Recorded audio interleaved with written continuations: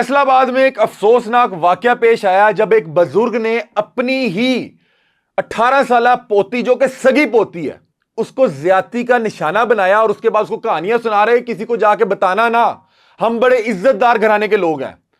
उस बच्ची ने जैसे तैसे हिम्मत बांध के अपने वालिद को जाके बताया कि तुम्हारे बाप ने, जो कि मेरा सगा दादा, उसने मुझे ज्यादती का निशाना बनाया। बजाय कि उसका बाप उसको इंसाफ लेकर देता, उसके सर पर हाथ रखता, उसने कहा मैं भी तो ओदा ही पुत्र हां, मैं भी तो उससे प्यो दा पुत्र है जिन्हें तेरे नाल ज्यादती की है।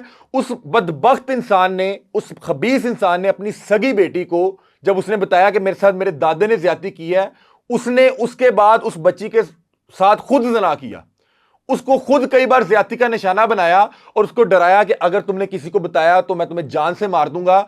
और क्योंकि हम इज्जतदार लोग हैं, उस बच्चे को घर में बांध के रखा, उसको उस कमरे में बंद कर दिया। उसने कहा खबरदार तुम यहां से बाहर निकली।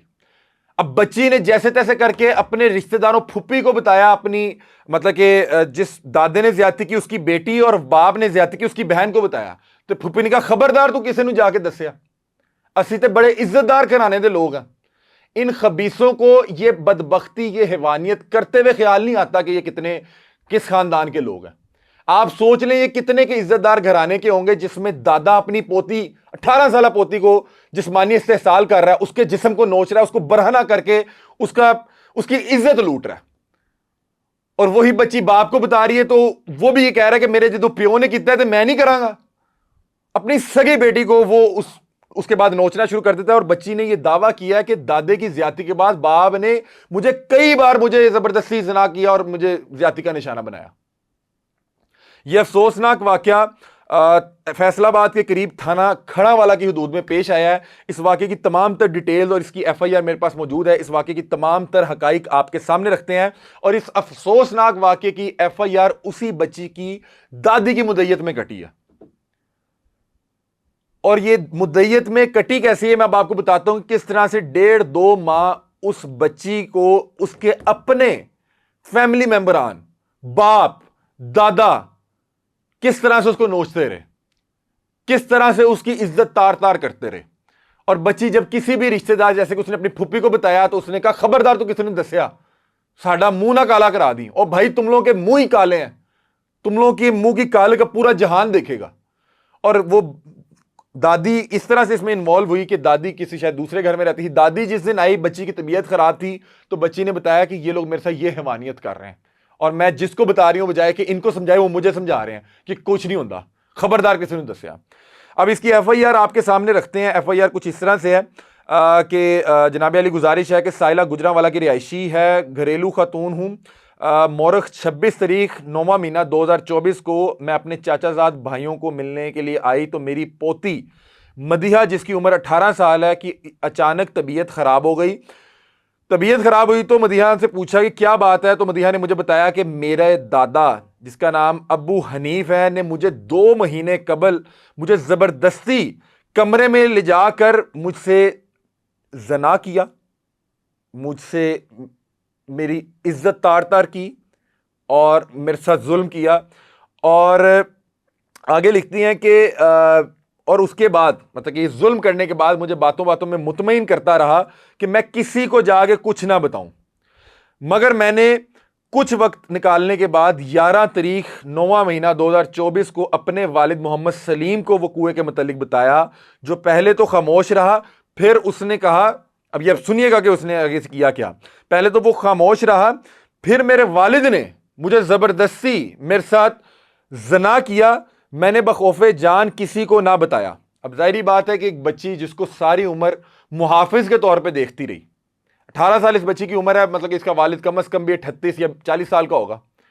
अब वो जो बच्ची 18 साल उसको मुहाफिज के तौर पे देखती रही कि मुझे कहीं पे कोई चोट महसूस होगी, कहीं पे मुझे डर महसूस होगा, कहीं पे मेरे साथ जुल्म होगा, मैं इसके पास जाऊंगी।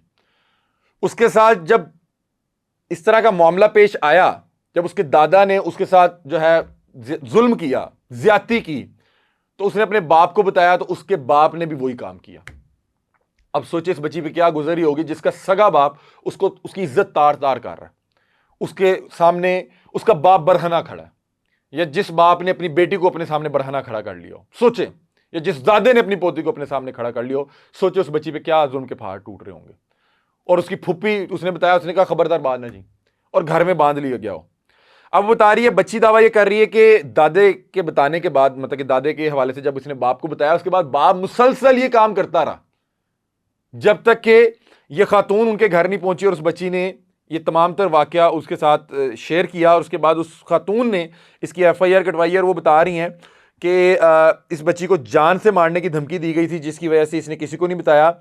आगे वो बच्ची कहती है कि आज आप हमारे घर आई हैं, क्योंकि अब ये उसकी दादी की मुद्दत में है, तो उसका मतन इस तरह से लिखा है कि आज आप हमारे घर आई हैं तो मैंने आपको सारा वकूआ बता रही हूं। मजीद बच्ची ने बताया कि मैंने अपनी फुप्पी को भी वकूए के मुतालिक बताया था, जो मेरी जान की दुश्मन बन गई, बजाय कि उनको समझाती हो खबीसों की कर रहे हो। और ये अगर इस बच्ची के साथ हो सकता है ना, तो मैं यकीन के साथ कह सकता हूं कि इन लोगों का चाका खुला हुआ था। इन्होंने अपने खानदान की पहले भी बच्चियों की इज्जत इसी तरह से तार तार की होगी। वो जो फुप्पी समझा रही है ना, जो उल्टी जान का दुश्मन बन गई, खबरदार तू जाके किसी ने दसिया कि ये इंसान, मतलब कि ये पहले भी इनकी कोई इस तरह की हिस्ट्री रही होगी कि ये इतना जो चौड़े होके उसके साथ ये जुल्म कर रहे थे, उसको घर में बांध के रखा हुआ था। आगे वो लिखती हैं कि मजीद बच्ची ने बताया कि ये लोग मुझे घर से बाहर ना निकलने देते थे।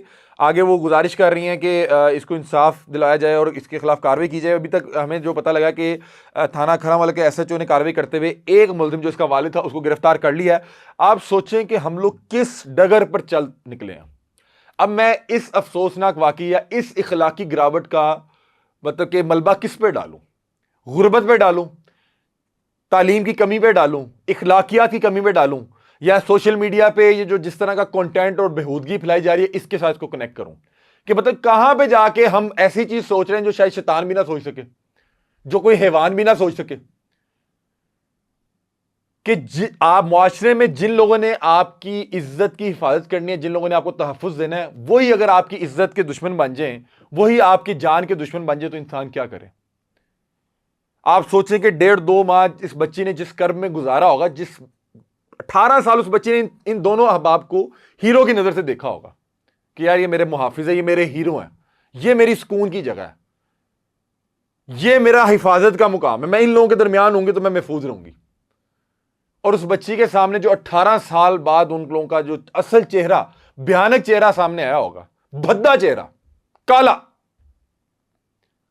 जिसमें उनके जिस्म पे कपड़े नहीं है और जो मजबूर कर रहे हैं कि ये भी अपने जिस्म से कपड़े उतारते हैं। बहरहाल पता नहीं ये किस तरह के लोग हैं। इनको तो जहनी मरीज भी नहीं कहा जा सकता।